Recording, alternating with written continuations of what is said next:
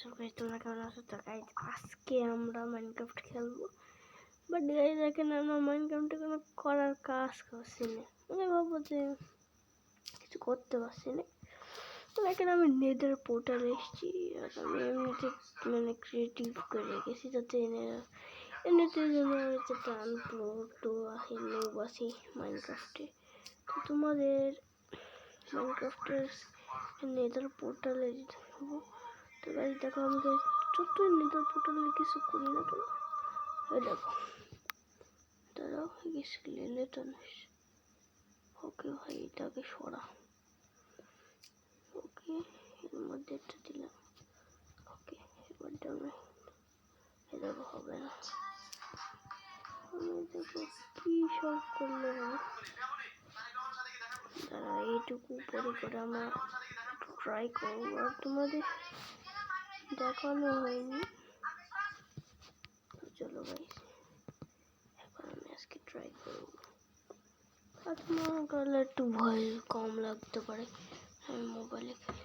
Okay guys হয়ে গেছে, এখন আমরা চলে যাবো।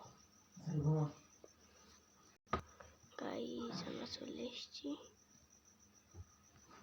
ভাই দেখেছো কত বড় নেদার পোর্টাল বানাইছি, এত বড় নেদার পোর্টাল মানে কেউ বানায়।